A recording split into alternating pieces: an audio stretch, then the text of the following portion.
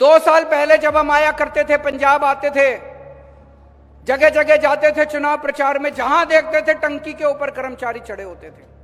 आज सारे कर्मचारी अपने दफ्तर के अंदर काम कर रहे हैं। टंकी के ऊपर टीचर चढ़े होते थे, आज टीचर स्कूल में पढ़ा रहे हैं, फॉरेन जा रहे हैं ट्रेनिंग करने के लिए। टीचर वो टंकी पे नहीं चढ़े हुए, टीचर फॉरेन जा रहे हैं ट्रेनिंग करने के लिए। दोस्तों, हमने रंगला पंजाब का सपना देखा था।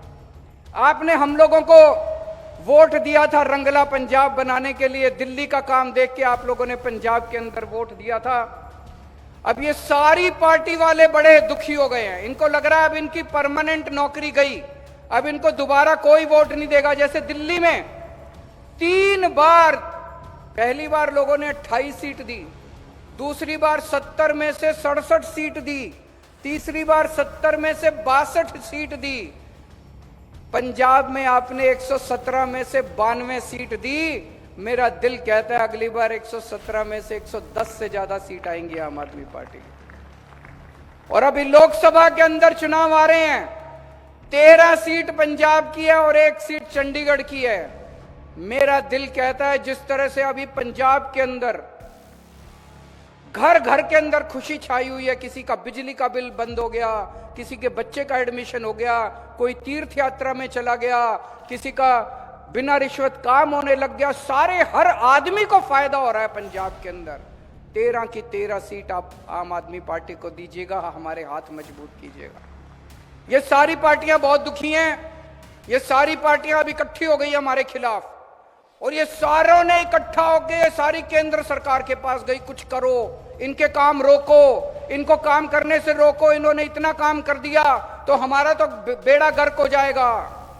ये सारी पार्टियां केंद्र सरकार के पास गई और केंद्र सरकार ने बड़ा गंदा काम किया। उन्होंने पंजाब का सेहत का पैसा देना बंद कर दिया। बताइए, सेहत का पैसा भी कोई रोकता है? सेहत का पैसा करना बंद कर दिया। मान साहब ने जगह जगह मोहल्ला क्लिनिक खुलवा दिए, कहते तुम पैसे रोको, मैं और जनता के लिए सुविधा करूंगा और सुविधा करूंगा। उन्होंने सड़कों का पैसा रोक दिया। मंडी के अंदर किसान आते हैं अपना माल बेचने के लिए, 5,500 करोड़ रुपए सड़क बनाने का पैसा रोक दिया। मान साहब ने कहा तुम पैसा नहीं देते मत दो, मैं और सड़कें बनाऊंगा अपने किसानों के लिए। हद तो तब हो गई जब इन्होंने नांदेड़ श्री हजूर साहब और पटना साहब, श्री पटना साहब जाने वाली ट्रेन का भी इंजन रोक दिया। उन्होंने ट्रेन देनी बंद कर दी। परसों चिट्ठी आई है केंद्र सरकार की कि हम आपको मत्था टेकने के लिए ट्रेन नहीं देंगे, मत्था टेकने जाने के लिए ट्रेन नहीं देंगे। कल रात को मान साहब मेरे से जिक्र कर रहे थे, बहुत दुखी थे कि हमारे लोगों को, पंजाब के लोगों को किस तरह से केंद्र सरकार दुखी कर रही है। बताइए, कोई किसी, अगर आप किसी को मत्था टेकने में सहयोग करते हो तो थोड़ा पुण्य आपको भी लगता है, लेकिन अगर आप किसी को मत्था टेकने से रोकते हो तो फिर ऊपर वाला आपको माफ नहीं करता।